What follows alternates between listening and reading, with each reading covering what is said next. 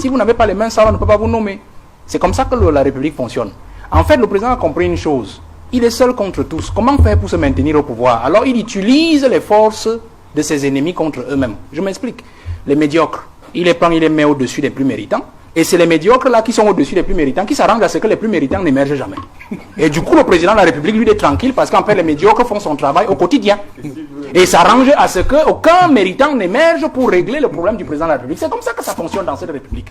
Regardez seulement, vous allez voir un individu qui arrive là, il est ministre. La première chose qu'il fait, c'est qu'il commence d'abord à chercher tous les gars de son village qui sont excellents. Il les jette loin de lui.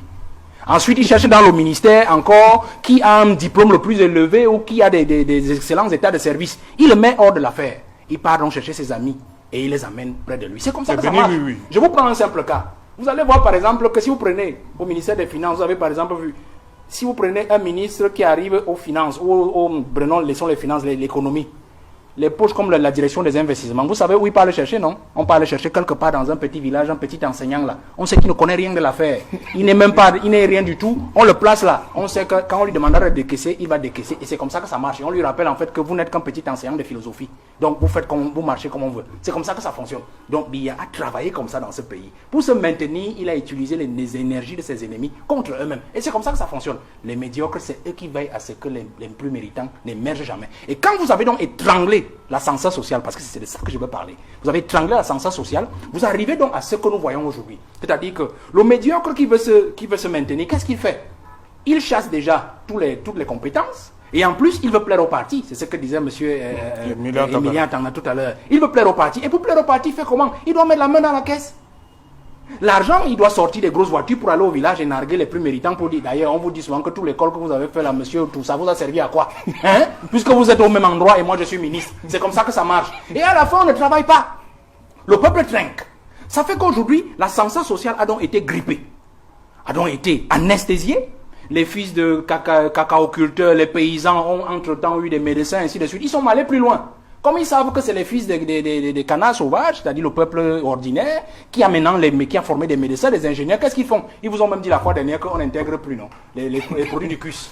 Parce qu'ils savent que c'est eux qui vont les soigner, les fils des pauvres, c'est eux qui vont les soigner. Pourquoi est-ce que les hôpitaux n'ont pas le meilleur plateau? Parce qu'en fait, il ne faut pas que les populations soient en santé. C'est comme ça que ça marche. D'ailleurs, une anecdote dit que Mobutu, notre chef de l'État, dit, mais grand frère, comment on fait pour se maintenir longtemps? On pourrait dire, il faut affamer ton peuple. On a coupé les salaires de tous les fonctionnaires au moins 3 fois, entre 1990 et 2000. Hein? On a coupé tout au moins 3 fois. Ça fait que, finalement, quand vous dites un mec comme nos amis d'en face, là, mon ami Menge, il dit le 26 septembre 2020, allons gréver, mais le gars, il dit, ouais, mon ami, je ne vais pas gréver comment? Puisque mon argent ne suffit même pas pour 15 jours de travail dans le mois. Alors, qu'est-ce que je fais? Les 15 jours, je dois les compléter en allant au travail pour tendre la main à un usager. Vous comprenez? Pour tordre le cou à un usager. Donc, du coup, quand M. Menge vous dit allons gréver, tu dis non, mon frère, c'est un manque à gagner pour mes enfants parce que c'est l'argent de la corruption qui me permet de ramener le pain à la maison. Oui. C'est comme ça que Biya a fait son système. Ça fait que du coup, les plus médiocres surveillent les méritants. Et l'excellence est morte. Du coup, le peuple trinque. Il n'y a pas d'école, il n'y a pas de route, il n'y a pas de ceci. Regardez. Vous avez vu par exemple le ministre Garga, en son temps, ministre de la fonction publique, là, oui. 89, il dit on vole, on met les mains dans la caisse, le président dit où sont les preuves. Et voilà. Pourtant, le président savait bien qui vole. En fait, il était en train d'accumuler les dossiers des uns des autres pour pouvoir faire sortir. Je reviendrai après. Merci, on va revenir après le journal, madame, monsieur. Dans un instant, le 20h, et puis juste après, Equinox Soir, deuxième partie, le temps du débrief. Rendez-vous à Douala.